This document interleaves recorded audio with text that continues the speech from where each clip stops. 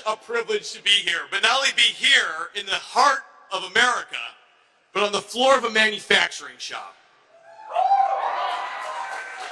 Right here, not only are we at Sam and Ryan's place, but we are at the bedrock of where manufacturing happens. Made in America, by Americans, and we're some of the best in the business doing it. I want to say thank you to the entire X-Guard team for having us out here. I want to say thank you so much to our incredible Attorney General. Brenna Byrd has been a rock star for Iowa and is leading the charge for America. I want to say thank you to our governor, Kim Reynolds, and our lieutenant governor for sharing the charge here and making Iowa not only a best practice, but truly something the rest of the country wants to be a lot like. And to all of our elected officials who are helping make Iowa what it is today, your service is appreciated the country over. Thank you for your leadership, team.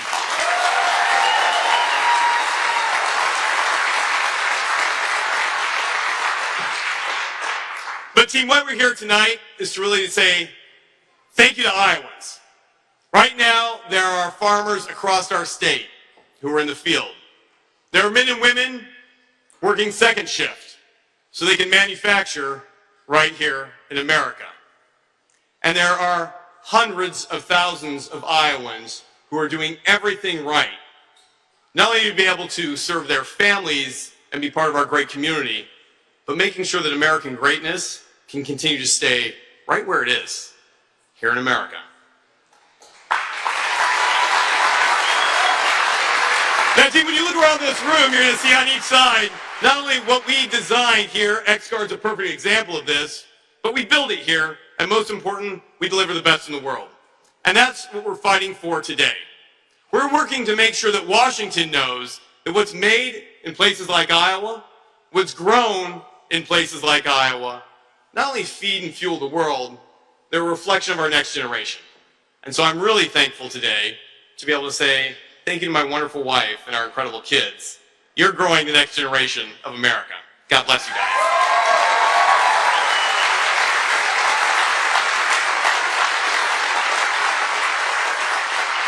And we're also making sure that those, maybe on the other side of the world, who don't play by the rules are held accountable. I'll be very specific here tonight. We stand on the floor of X-Guard, a company that was designed and built here in Iowa and has expanded all across the U.S.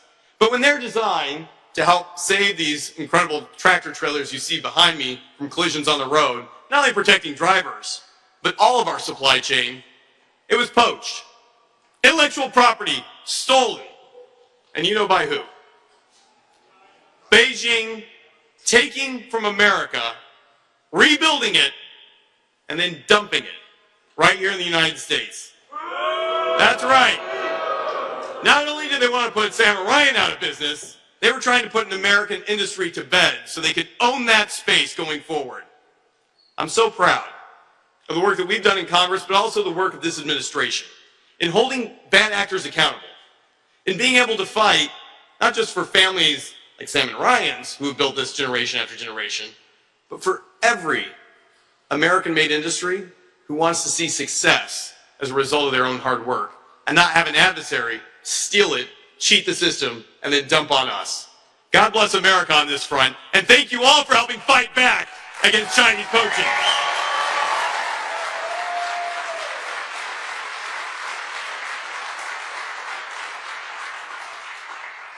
Team, I was privileged to be able to join the Vice President just moments ago on the tarmac here at the 132nd Wing, an area I know very well, being able to serve not only in the U.S. Air Force and our Iowa Air Guard, but as a commander and a colonel. But when we walked off that tarmac, we were joined by Gold Star families, parents, men and women who had given the ultimate sacrifice so that their son and their families could deploy for our freedom. And challengingly, Iowa has lost a disproportionate number of our young service members, both in the Guard and our Reserve Unit. But in hearing from those Gold Star families, they knew that it was worth it. That when we go to bed every night, we're a little bit safer because of what their kids did for us. And so, Iowa, I want to say, we know that we're hurting. We're hurting in the loss. We're hurting in what we're trying to do for our families. And sometimes that pain is acute. It might be the cost of filling up the minivan. It might be the input costs that we're putting on the field. But we know this much is also true. The sacrifice that our men and women standing on the front line today ensure that we have a country that can be energy independent from places like Iran and Russia. A place that can be successful regardless of what happens in the world. And their sacrifice is something we should be fighting for in Washington, D.C. A fight for our farmers, a fight for our families, and a fight for the future of America. Which is why I'm so glad this past week, because of so many of you in this room, I'm looking at you, Team Red Hat, we moved forward a farm bill in a bipartisan fashion, but in a way that certain folks in Washington never wanted to see the light of day. And so when backroom deals in Washington happen, you can know that as hard as our farmers work in the field, we've got a team in Washington working just as hard for them.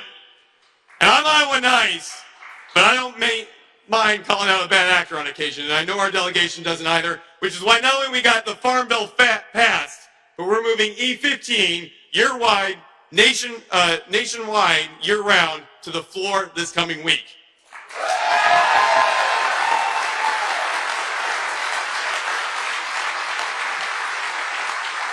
Going forward, your Iowa delegation, and this seat in particular, helped move 21 of our priorities in the Farm Bill, something that's never happened in a Farm Bill. That means helping the next generation of young farmer be successful. It means laying rural broadband, so all of us, whether you need telehealth, whether you have an autonomous tractor, or whether you're just trying to watch the last season of Landman, has high-speed broadband when and where you need it. It also means that we're taking the next step forward in things that really matter. Things like disaster protection, helping our farmers, and my work in rural housing to make sure that every community in Iowa can be a success story, not just big blue cities, but right here in red communities like Iowa.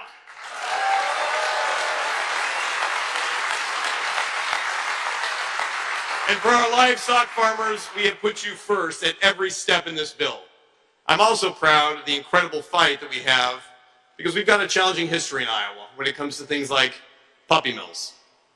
And so for a sheriff from Wayne County, very good friend, when he came on to a Gingrich farm and saw hundreds of dogs, man's best friend, being treated far worse than any livestock farmer would ever treat their own herd, he called it out and said the USDA must do more. Now you just heard from a great Secretary of Ag, and Brooke Rollins has been a champion on this. We were able to include in this making sure that puppy mills in states like Iowa mirror what the state legislature has already done in ending animal torture. Let's end bad puppy mills in Iowa, and let's make sure good breeders are rewarded the way they should, so each of us takes the best friend home.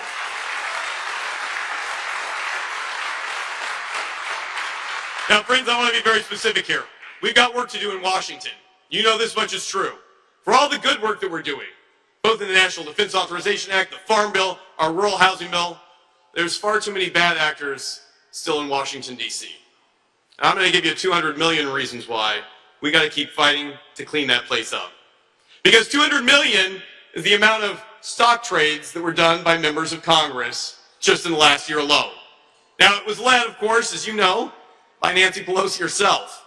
And if you're watching her stock portfolio while she's been in Congress, it's gone up from hundreds of thousands to tens of millions. No one should ever send someone to Washington who's more interested in taking care of themselves than taking care of their bosses back home.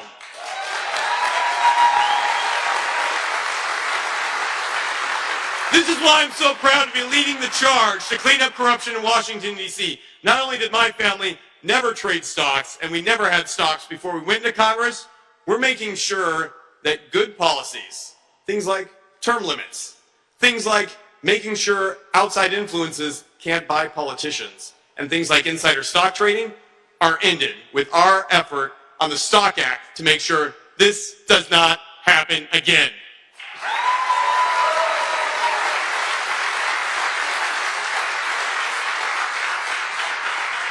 So my friends, like all good ideas, I'm proud to say that my opponent has decided to copy what Iowa's doing so well.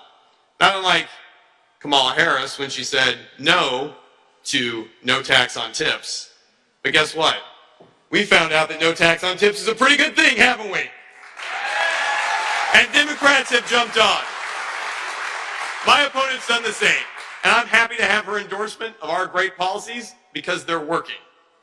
But what I don't need is I don't need a lecture from someone who pretends to preach from the pulpit while at the same time doing things like oversee a satanic wedding, or tell Americans that they're too white and too racist, or wag their finger to say, hey, from the bully pulpit, most of Iowa is bigoted. I don't believe that's true. I still believe in the greatness of folks all across the spectrum.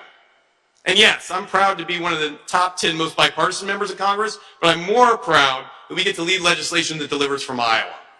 So whether you're a Republican, whether you're an independent, whether you're my mother-in-law and love to vote Democratic as well, but still put a yard sign in your yard for me, we are proud to be able to fight for Iowa's best ideas and take those to Washington. And team, I know with your help, we get the opportunity to do this again. A lot of people are going to tell you, this is a bellwether year. That Iowa, third, is the most vulnerable in the country. But I know this much is true. We've taken on harder races. We won in districts that were blue, and we've won them by double digits. And I know in our state, not only with our leadership, with our friends, but with each of you and the good policies we've delivered, Iowans know we're pragmatists, we're hard workers, but we want results.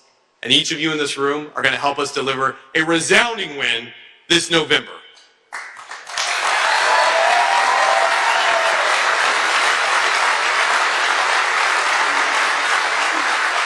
Now, team, we all know this. Leadership starts at the top, and being a good commander, it is a privilege to have a wingman, in this case, who's a Marine. You know JD Vance.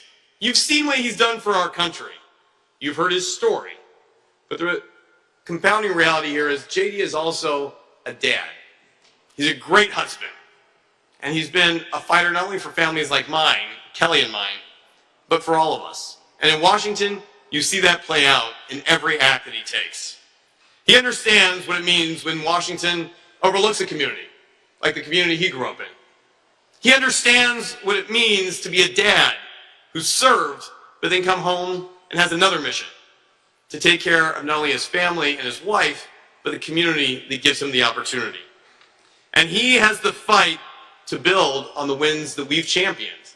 Good examples right here in Iowa. So not only is the vice president for Donald Trump and the wingman for the next 2 years, he's a man who's leading the charge to win this midterm. Because with this midterm's victory, we get to continue to deliver on the greatest tax cut in American history. We get to deliver on what Iowa has helped lead. But if we don't have it, the Democrats will take on what they've always said. Hakeem just said it last week before an assassination attempt on the president. He wants regime change. The Democrats are saying, we want the largest tax increase on working class Americans. And Democrats across the board are putting places like Iowa, not only at second, but at a distant 50th. No state should have to do that. Because what we've worked so hard on, we need to see not just for the next 2 years, but I like to say for the next 10 years. And with that, we have a leader in JD. Here's what JD has done. JD has not only fought the tough fights, he's outlined what the fight should look like and given us all a clear marching order on how we can be victorious this November. I believe strongly, Iowa, that we have the opportunity to break the mold, not just in the 3rd district, which has only been held 2 times before it's lost. We can break the mold this midterm and deliver huge wins to our elected officials in Des Moines, our elected officials in DC, but more importantly, our Iowa family across the country. Team, please join me in welcoming my friend, a true leader, a fighter, a warrior, a dad, a very proud husband, and our Vice President, Mr. JD Vance.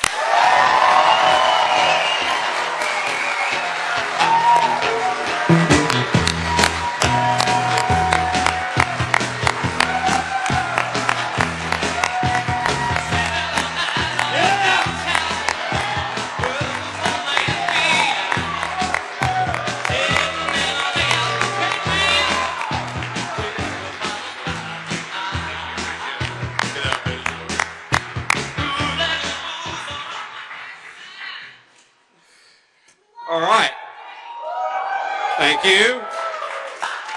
We love you too. Thank you all. Please take a seat. We're going to be here. You gave a politician a microphone. We got about 3 hours to go, so I don't want anybody, no heat exhaustion. I want to give, first of all, before we really get started here, I've got a few shout outs here and a few words of gratitude. First of all, I have to say thank you to Congressman Nunn for the kind introduction. That was it's probably the best introduction I think I've ever gotten in my life. But most importantly, for being a good fighter for the people of this district.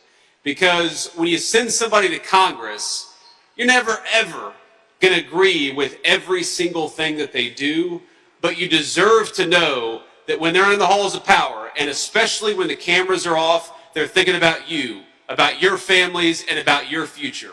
And a guy that you have serving this district, Congressman Nunn, is one of those guys who does the right thing, not just when the cameras are on, but when the cameras are off too. And remember, when the President of the United States at the State of the Union address asked everybody, please stand if you agree with the statement that America's government ought to be fighting for America's citizens rather than illegal aliens, Congressman Nunn was standing up and fighting for you, and none of the congressional Democrats could raise their hand.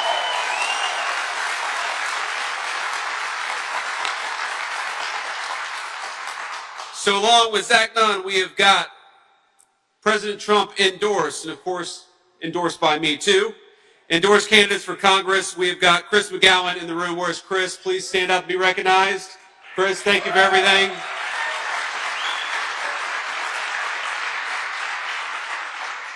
I saw Chris backstage. He said he doesn't really have an opponent. And I said, that must be nice. Of course, we ran against Kamala Harris and Tim Walz last election, so not all that different, but that's okay. That's okay. We've got Joe Mitchell in the house. Where is Joe? Please stand up. Joe, thank you.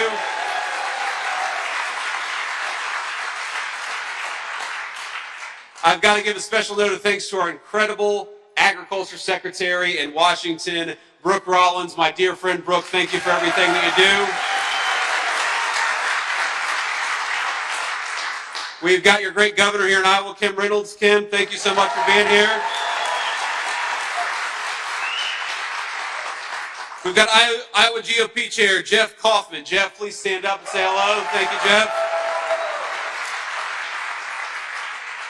I asked Jeff backstage, I said, how are these elections going? And Jeff said they're going great, so they better be. We have got Iowa AG Brenna Bird, the great Brenna Bird. Brenna, thank you. Iowa Secretary of State Paul Pate. Thank you, Paul. Congressman Randy Feenstra. Randy, thank you. And then I want to recognize some of the great Iowa State lawmakers that we have. I will read their names here. We've got Senate President Amy Sinclair. President Pro Tem Ken Rosenboom. We've got Lynn Evans with us. Where's Lynn? Thank you, Lynn. And we got Sherilyn Westrich. Where's Sherilyn at? She took off sick, I guess, today. But she's doing a great job. We're grateful to her. And then we got some Iowa House members, too, and I promise this is the last group. We've got Brooke Bowden. Where's Brooke at? Thank you, Brooke. We've got Heather Hora. Thank you, Heather. We've got Bill Gustav. Bill, thank you so much. We got Charlie Thompson. Charlie, thank you. Derek Wolf, thank you for being here, Derek. Kevin Allens, where's Kevin? Okay, he's got the same cold that our other friend did. Stephen Bradley, where's Stephen Bradley? Thank you, Stephen. And finally, Mark Cisneros. Mark, thank you so much for your leadership and thanks for being here. Look, I'm here today to talk a little bit about the stakes in November of 2026, because I think that we have done a lot in Washington, D.C. to be proud of. We're going to talk about it.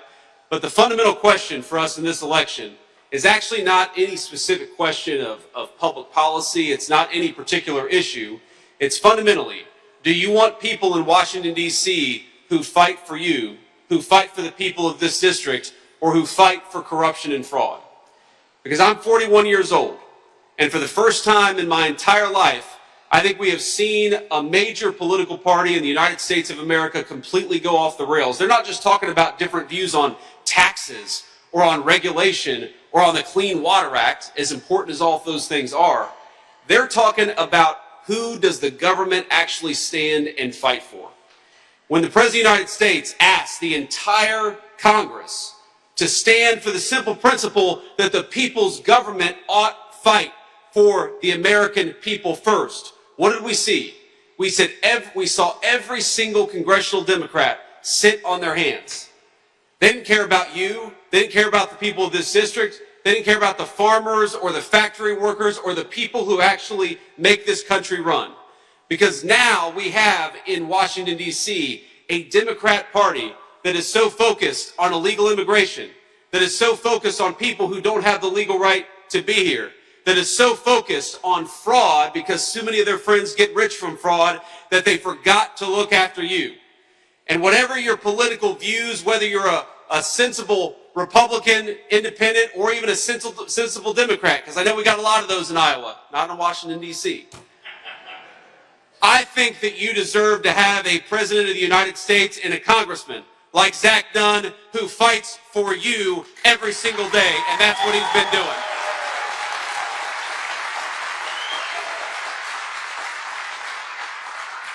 Now let me just give you a very concrete example of what fighting for you looks like.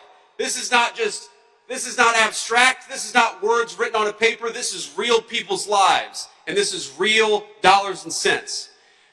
A few years ago, I talked to the owners of this factory who told me the great products that they were making. They were paying their workers a good wage. They were building a great business right here in Iowa. You know, this company was started in 2009, the year that I graduated from college. Sorry for anybody. Makes me kind of young. But here's the thing. To start a business in 2009 was a tough thing to do. It was the middle of the global financial crisis. You had to take some real risk. And what did this business find? After building a great business, after paying hundreds of people a solid wage, what did this business find?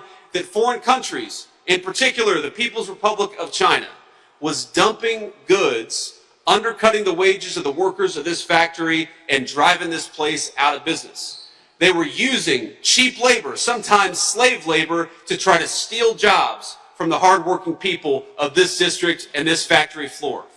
And for my entire life, we had presidents and politicians of both parties who didn't do a single thing to stop it and said, oh, by the way, absolutely, bring those cheap goods into our country. Bring those things that were built by hands of slaves rather than the hands of our own workers. And of course, we knew that when they drove those factories out of business, then they'd come in and jack up the price right after. So what happened for 41 years? We all know the story. The factories closed down. My hometown, this is the story of my hometown where I grew up in a community that was proud, where people built things, where new homes were being made. And by the time I graduated from high school, the manufacturers were laying people off. Those big, beautiful factories were shuttering their doors. And we never had a political movement that said enough is enough until Donald J. Trump and Zach Dunn came along.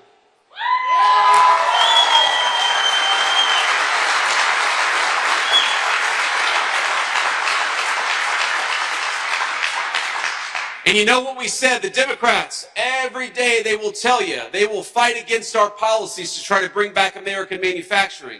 They will fight against our policies that try to fight back against those people who would dump that stuff into our communities. And you know what we say?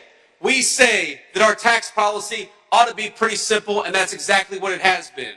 If you're building right here in Iowa, if you're making something right here in Iowa, if you're working every single day right here in Iowa, you deserve a tax cut, and that's exactly what we delivered with Congressman Nunn.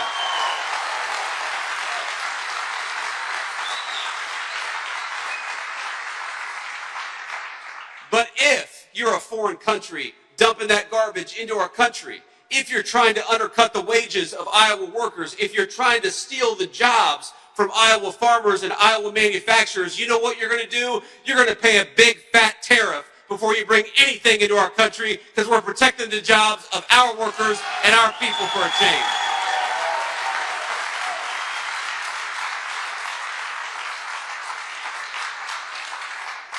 And that's all this is about.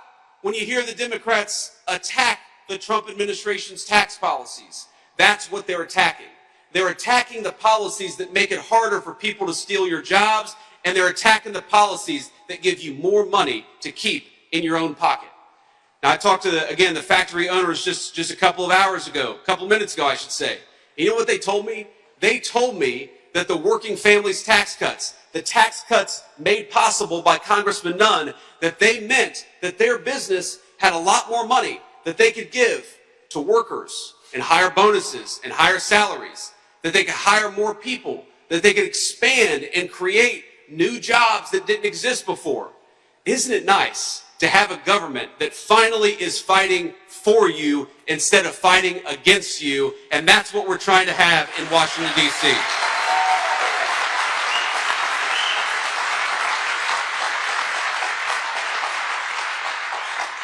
Now, there is so much I'm proud of, so much that is moving in the right direction.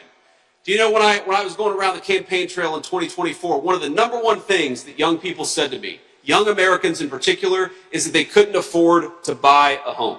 They couldn't afford their rent if that's what they wanted to do.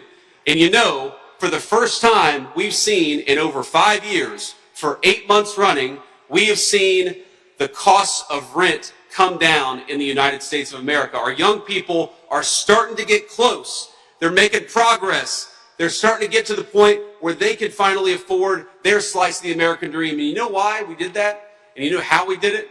It's actually not that complicated. A simple principle. American homes ought to belong to American families, not foreign investors, not foreign owners, and not Chinese investors who are buying up our farmland.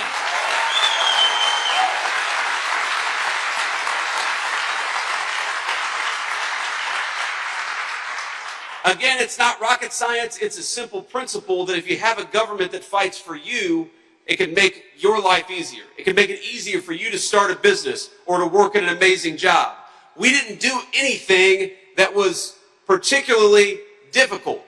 We did something that was simple and common sense. And I think that's what defines the Republican Party in Washington right now, is it's simply about common sense. You want to lower the cost of homes for American families? Here's a simple thing. Why don't you stop giving 30 million homes to illegal aliens? Why don't you seal the border and make sure those homes go to American families for a change? That's how you lower the cost of housing.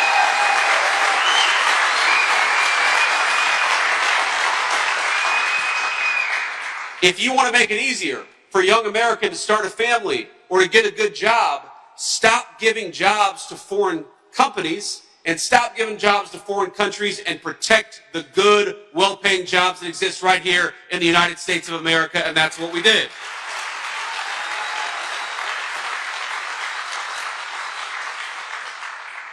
And here's the final thing.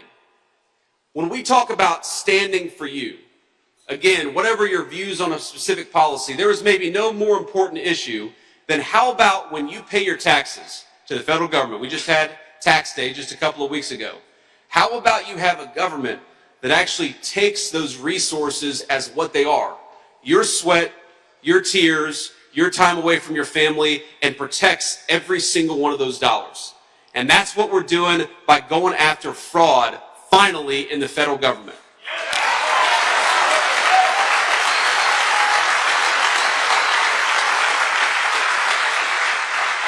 And let me just give you a couple of examples. We had let fraud become so rampant in this country that people were able to get rich not by creating something amazing, not by employing something, not by building something beautiful with their hands. They were able to get rich by defrauding every single person in this room. And they were taking money that should go to America's low-income families, to America's elderly, to people who are struggling in our communities. They were stealing it out of their pocket and stealing it out of your pocket so they could get rich. Let me give you just a couple of examples. There was a program in suburban Minneapolis. It's actually a national program, but it was taken advantage of in suburban Minneapolis, where what we do is that we make it possible, the American people in their generosity make it possible for the parents of young children who are autistic to get access to after-school services. And I think that's a cool thing because Americans, we take care of one another. But you know what happened? That money wasn't going to the parents of autistic children. That money was going to Somalian fraudsters because somebody figured out in the illegal immigrant community that if they went around and said that all of the children in a particular household had that particular problem, then they could collect a lot of money from the federal government. And so what happened? You paid your taxes, those people got rich, and the families who needed those services never got to access those services. They were stolen from, and you were stolen from, and your government didn't do a single thing about it until Donald J. Trump and Congressman Nunn came along.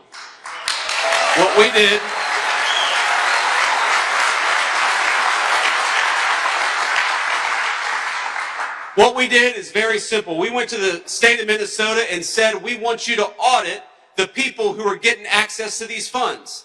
And if you're not willing to confirm that the people who are getting these benefits actually deserve these benefits, then you're not getting another dime of federal money. We cut them off. And that's exactly what we got to do.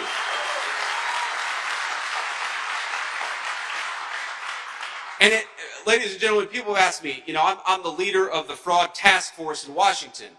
And people have asked me, is that a hard job? And I say, well, let me think. Finding fraud in the federal government, it's kind of like fishing in a barrel with dynamite. Every week, I get a report from the task force. We have our weekly meeting, and I am shocked every single day by the things that we find.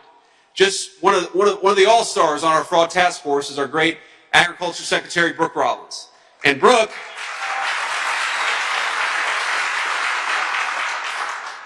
has found out that we've got 355,000 people on SNAP benefits receiving double benefits.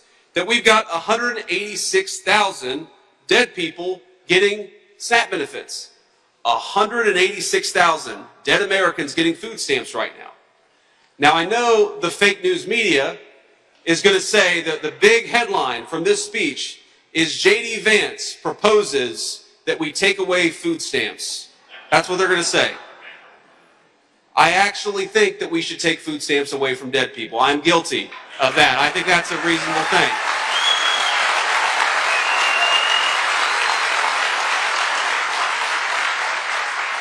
I also was talking to Brooke backstage, and she said, you know that there are people who have this is not a joke. There are people who have Lamborghinis who currently receive SNAP benefits. I said, that's interesting. I'm a pretty conservative guy, but I would think that like 95% of the United States of America would agree that if you are wealthy enough to afford a Lamborghini, then you are wealthy enough to not receive SNAP benefits from the American people. Is that common sense?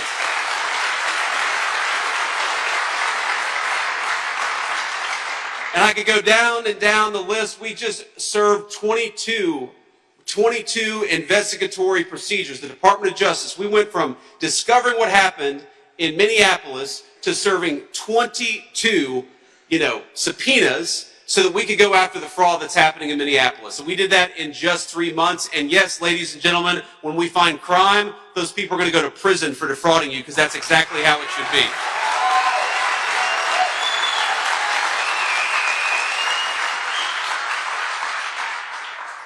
Now, the last thing I want to talk about, my friends, is we know that under the Biden administration, Iowa farmers and farmers all over the United States of America were hit, and they were hit hard. What we've done using the president's trade authorities and using his incredible trade policies is that we have doubled the export market for Iowa farmers in just 18 months. And that is an amazing thing. Because what happened for years is that people would dump their agricultural products into the United States of America, but said, you're not allowed to sell great Iowa product overseas. Well, we flipped that on its head. We told all those countries, you're done dumping that crap into the United States of America, and if you don't want to pay a higher tariff rate, you better let Iowa farmers sell into your country, and every single one of them have let Iowa farmers sell into their country. Again, it's amazing what happens when you got a president and a congressman who's fighting for you instead of fighting against you, and that is the record that we've had over the past 18 months.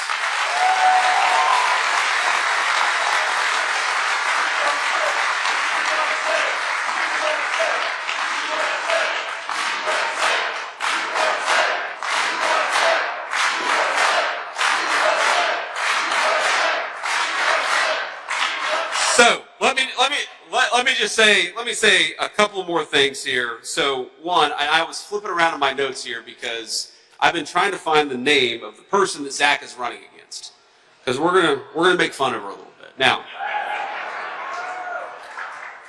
here's the problem. You know, I'm sure. Well, I don't know anything about her. What I do know is her voting record. I know what she has chosen to prioritize, and it's not you, and it's not your families, and it's not this district.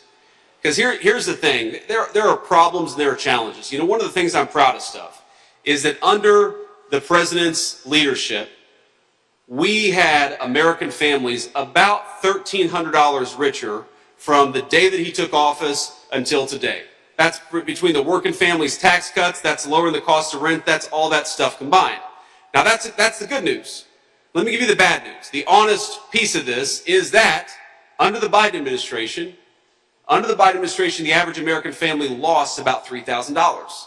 So on the one hand, we got a great record to brag on. On the other hand, because of the hole that the Biden administration and the Democrats put us in, we got a lot more work to do, okay? But we recognize that work. We're excited about that work. That's why you sent us to Washington, D.C. That's why you sent Zach to Washington, D.C., was to work on these problems. We know right now that we've got a lot of Iowa farmers that would love to sell more E15 into the market, and we're fighting every day to help them.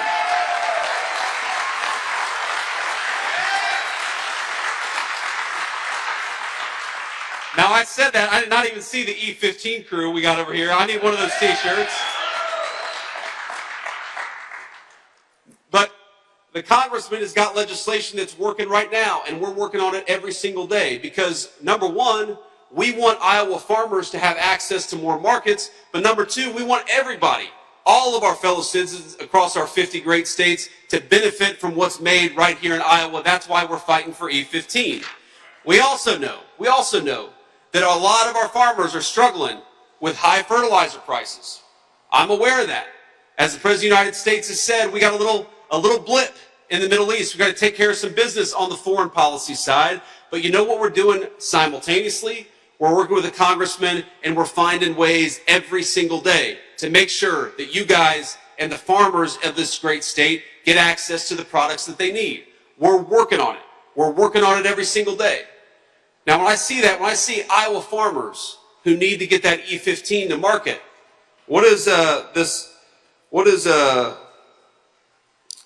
Zach, you're going to have to help me out with her name here. I lost my page here. Okay. All right. Okay, there we go. Sarah Trone Garriott. There he is. I'm on the wrong page here.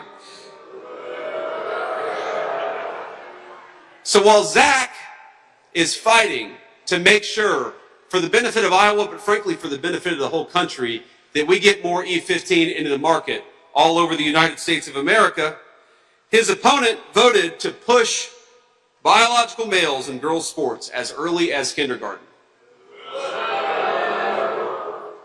Okay, while he fought very hard for the working families tax cut to make sure that you got to keep more of your hard-earned money, and why you guys, in fact, are going to have the biggest tax refund season, or starting to have the biggest tax refund season in American history, he was fighting for more money in your pocket. She was voting against banning gender transition surgeries for minors. She was voting against schools giving parental notification if students start changing their pronouns. Now, we all hear that and we all think that's pretty crazy, but recognize that not everybody agrees with us. Here's the thing. Even if you don't think that's crazy, why is that the priority of a woman who wants to represent you in Washington, D.C.? Why?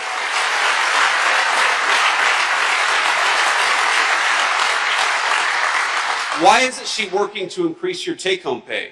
Why isn't she fighting for the farmers to get more of that E15 all over the United States of America? Why isn't she fighting to lower housing costs for the people of this district, the people of this state, and the people of the United States of America? And it goes back to the question that I asked at the very beginning of this discussion. We have two parties in Washington, D.C. And I hate to say this because I was, raised by blue-collar union Democrats. My mama and papa, they said that, back when they were voting in the 80s and 90s, the man and woman who raised me, mama and papa said, we're for Democrats because Democrats are for working people.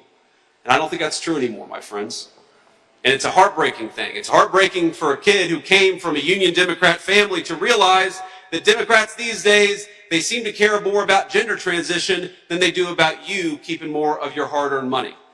And I really do believe this, that there are Democrats like my mama and papa all over the great state of Iowa, but I hate to say it, and I hate to break it to you, but there are none left in Washington, D.C. The Democrats in Washington, D.C., they want to trade stocks, insider trading for money, just like Nancy Pelosi did. The best part of the State of the Union address is when the President of the United States called out Nancy Pelosi for her stock trading, and I look over at her, and she has got the sourest look I have ever seen on a human being's face. It turns out Nancy Pelosi looks nothing less than being called out for her insider stock trading. We're just talking about that, the State of the Union. You have this beautiful 6-year-old girl. You may remember this. It was a few months ago, but it was a very revealing moment about who our respective political parties stand for. Because this little girl had been shot by an illegal alien, but she had survived. Miraculously, she was in amazing condition. She was a sweet, just a really cute kid. And, I'm the father of a 6-year-old boy. He's actually here with me. He's backstage. And this girl was so proud. She was proud to be there in the chamber, and she gives her dad a big hug. And the Republicans all stand and cheer, and the Democrats all sit on their hands.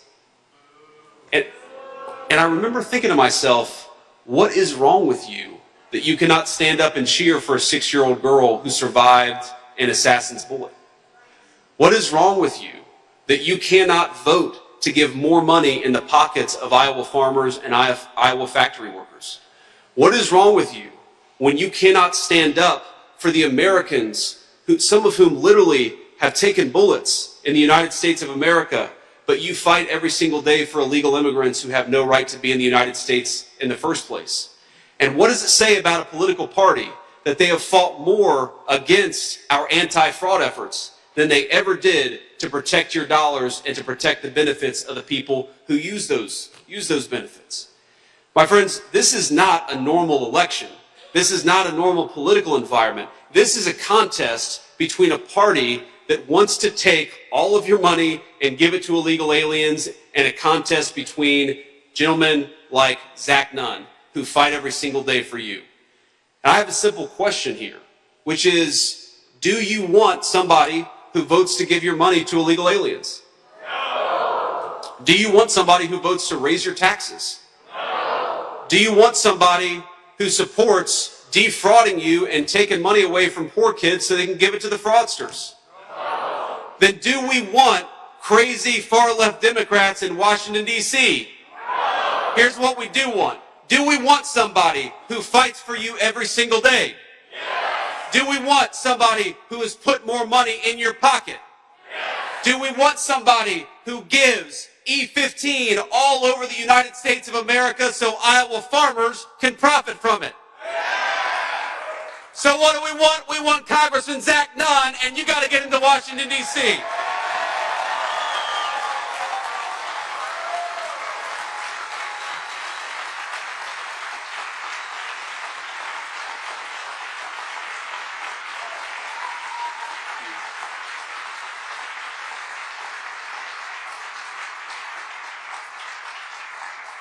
So let me just say one more thing, my friends, and then I will hit the road. You know, I like I said, I've got my 6-year-old son back there, and the backstory of why, by the way, I started in Washington, D.C. We flew from Washington to Ohio. I voted in Ohio's primary today. From Ohio, that's right. The media asked me who I voted for. None of your business. Went from Ohio to Oklahoma City to do a fundraiser for the Republican National Committee. And then I came here to be with all of you this evening. And, you know, I can't wait to tell my wife when we get home that we've watched about 9 episodes of X-Men, and my son has eaten 4 chocolate chip cookies. She's going to be very pleased with the vice president. But here's the thing. It kind of just worked out. I wasn't planning this, but I've got my 6-year-old because last week I took his little sister on a trip, and he was feeling a little jealous. And, you know, when he's a kindergartner, it's not like missing schools, no offense, but one day of kindergarten's not going to cause him any problems. So he came out with me today, and we've had such a good day, and it's just been an amazing thing. I always enjoy coming out and doing events like this, but to do it with your 6-year-old son by your side is really an amazing thing. But as it happened, when we landed here in Des Moines, or at the airport there in Des Moines, we met a couple of Gold Star families from Iowa.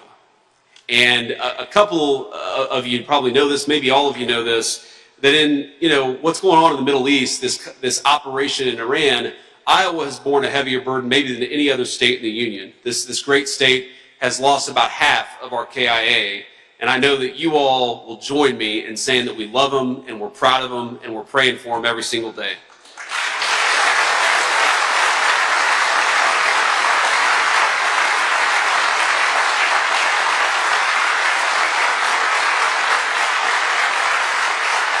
Thank you.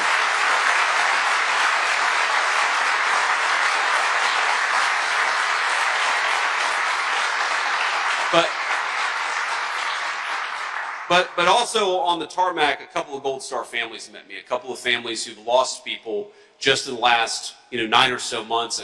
One in Iran, and then one in Syria about 9 or so months ago. And I was talking to them. And one of them told me, I had no idea, I didn't plan to see them, but they were here, and of course I was honored to see them. It's an amazing thing as a Vice President of the United States to meet the parents and the families of the people who put on a uniform and sacrifice their life for this country. And so I'm always happy to do it, always honored to do it. But one family, and I won't use their name, I don't know how political they are, if they're political at all, but they told me that their son's birthday was today. And so I get in the car with my little 6-year-old, and I look into those big eyes. His eyes remind me of his mother's eyes, and I think to myself, what an amazing blessing it is to be able to be a father in the freest and most prosperous country anywhere in the history of the world. And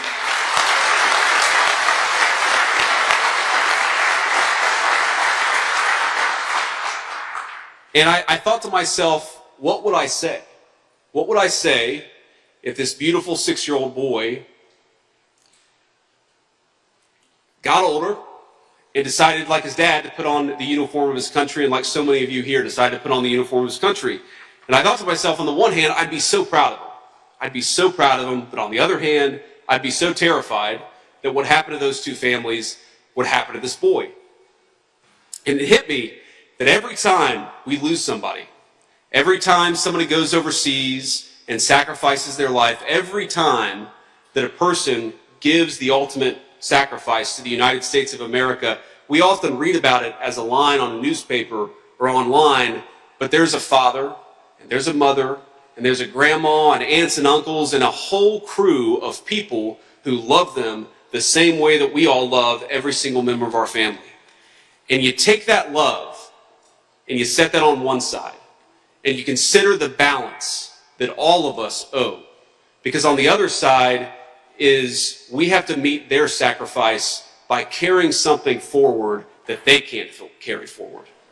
We have to make this country worthy of that sacrifice. You remember that movie, Saving Private Ryan? It's one of my favorite movies. And at the very end, right before one of the soldiers takes his last breath, he looks up and he says, "Earn this." What he means is all that love, all that was taken away from those families, all that was taken away from so many of the people who've put on the uniform and sacrificed for this country, we have to earn it.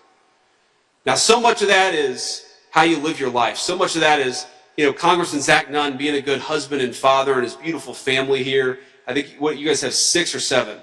6. She is a saint, Zach. She is a saint. Part of that is how we go to work and treat our employees and what we build and make with our hands and with our minds. Part of it is how we go to church and give back to our community. But part of how we earn that incredible sacrifice given to all of us is by making this country's politics and government worthy of the people who put on the uniform and will never see their loved ones again. And part of what we have to do, my friends, is every single day we have to send people to Washington. I'm not saying you have to agree with every single issue. I'm saying that you got to send people to Washington who wake up every single day and recognize that they fight for you. That's how we honor this sacrifice. That's how we make this country great again. And that's how we make 250 years of American history and American patriots proud. God bless you guys, and thank you for having me.